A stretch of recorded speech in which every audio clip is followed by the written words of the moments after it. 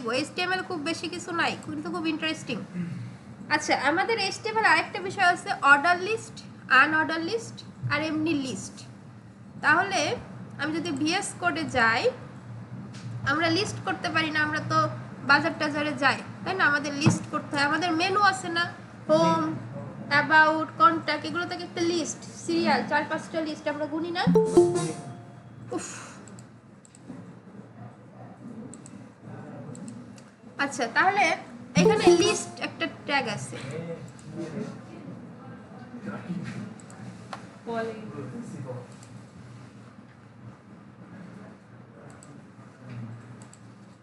এখানে লিস্ট একটা ট্যাগ আছে, এলআই দিয়ে এন্টার দেন, লিস্ট ট্যাগ।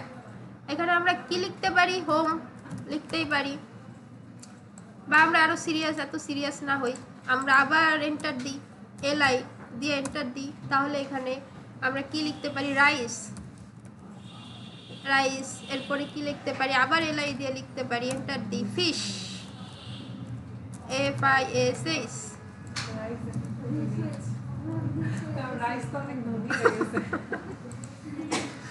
আচ্ছা, আবার এলআই দিয়ে এন্টার দিই, ফিশ, ম্যাঙ্গো, কিছু একটা লিখতেই পারি। Ctrl+S দিয়ে সেভ করি। করার পরে আমরা ইন্ডেক্সে গিয়ে রিলোড করি, হোম, রাইস, ফিশ, ম্যাঙ্গো দেখা যায়।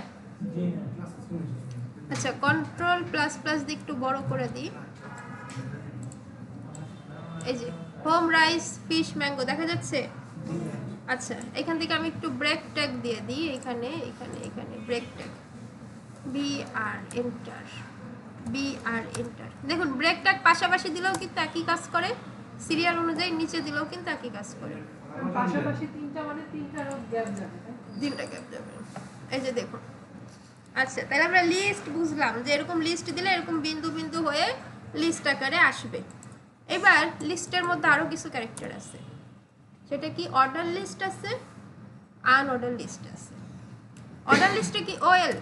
ওএল দিয়ে এন্টার। এরপরে এই লিস্টগুলো আমি কপি করি। এই প্রোগ্রামিং অনেক কপি পেস্ট করতে পারবেন, বেসিকটা দাঁড় করালে সব কপি পেস্টের কাজ। অর্ডার লিস্টের মধ্যে আমি লিস্ট ঢুকাই দিছি অর্ডার লিস্টের কাজ বোঝার জন্য। দেখেন, খেয়াল করেন, এটা হচ্ছে নর্মাল ফাংশন। অল অর্ডার লিস্টের মধ্যে লিস্ট আছে, তাহলে আমরা দেখি যে চেঞ্জটা কি আসে। এই যে দেখুন, অর্ডার লিস্ট মানে 1 2 3 4 দিয়ে আসছে। এবার খেয়াল করেন, এটা কিন্তু একটু সরে আসছে, একটা ফ্রেমের মধ্যে আসছে। হ্যাঁ, এবার আনঅর্ডার লিস্ট আছে, ইউএলে কি আসে? কিছু আসে কিনা দেখি, আমরা একটু রিসার্চ করি। এখান থেকে লিস্টগুলা বা এই ওয়েলটা ধরে পুরোটা কপি করে দিই।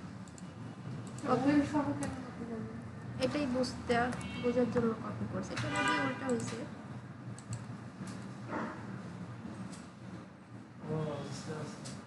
একটার ভিতর একটা, আরেকটার ভিতর আরেকটা।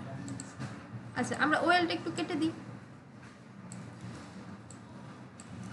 কেটে দিয়ে Ctrl+S দিয়ে সেভ দিই। দেখেন, এখানে ফাঁকা হোক বাঁকা হোক কোনো সমস্যা নাই, শুধু ইউজার শুরুর ট্যাগ শেষের ট্যাগের মধ্যে আমাদের মেন ইনফরমেশন থাকলেই হলো।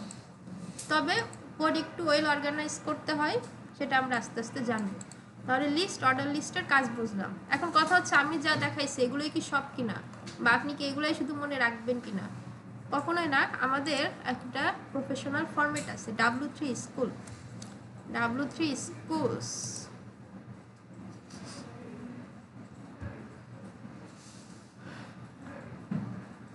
W3 স্কুলের মধ্যে আমাদের প্রোগ্রামিংয়ের সব কিছু, জাভাস্ক্রিপ্ট, PHP, HTML, CSS যা আছে দুনিয়ায় সব কিছু ওরা রেডি করে রেখে দিয়েছে ফ্রিতে, এবং সর্বোচ্চ ব্যবহৃত পুরো ওয়ার্ল্ডে।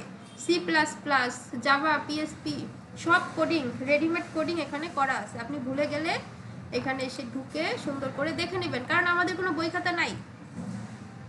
HTML, এলিমেন্টস, অ্যাট্রিবিউটস, আচ্ছা আরও কিছু আছে, আমরা আস্তে আস্তে দেখবো এগুলা কিভাবে কি করে আমরা বুঝবো।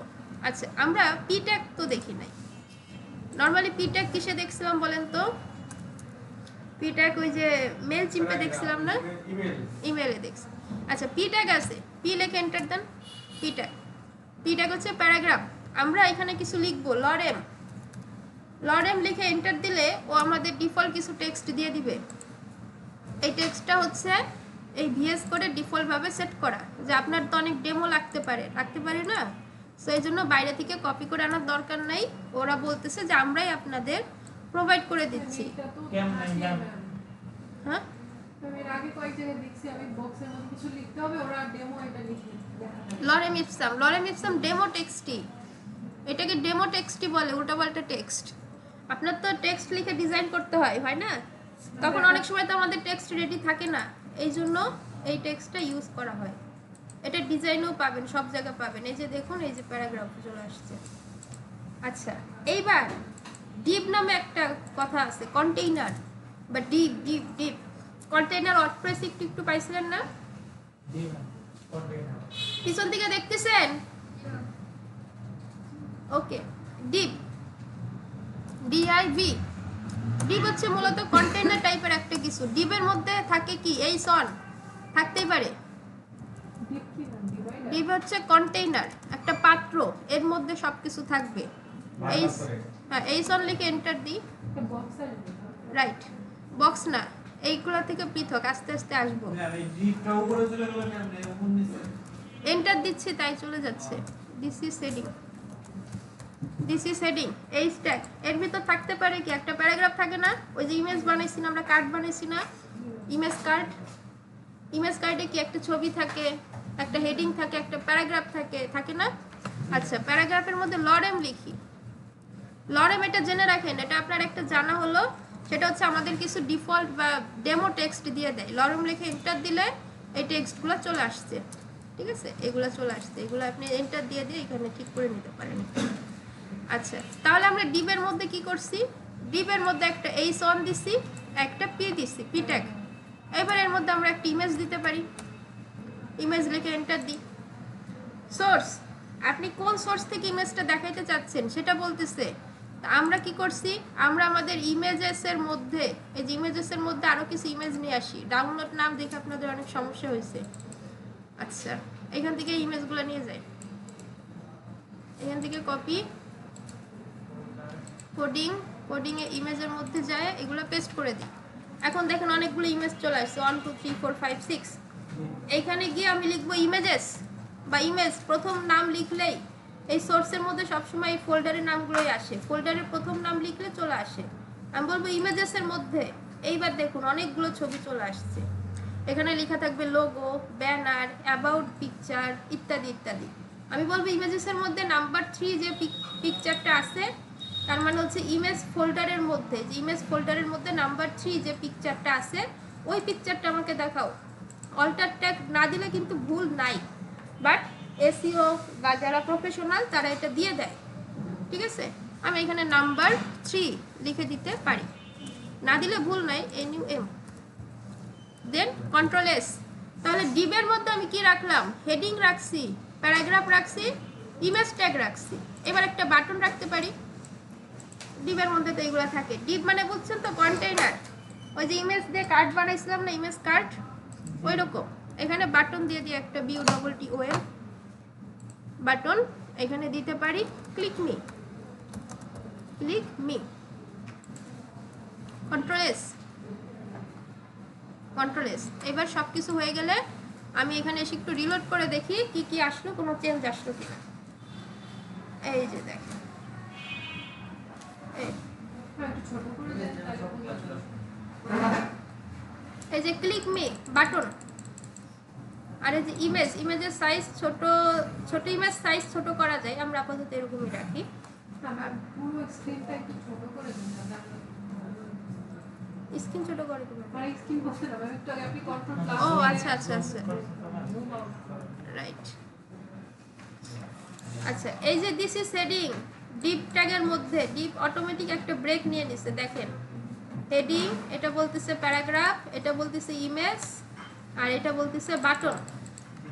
সো ডিপ ট্যাগ নামে একটা কিছু আছে, আমরা এটাকে সামনে প্রচুর ইউজ করব। আমরা শুধু এখন জানবো ডিপ নামে একটা কিছু আছে কোডিং এ। সাইলেন্ট, ক্লিয়ার এটুকু?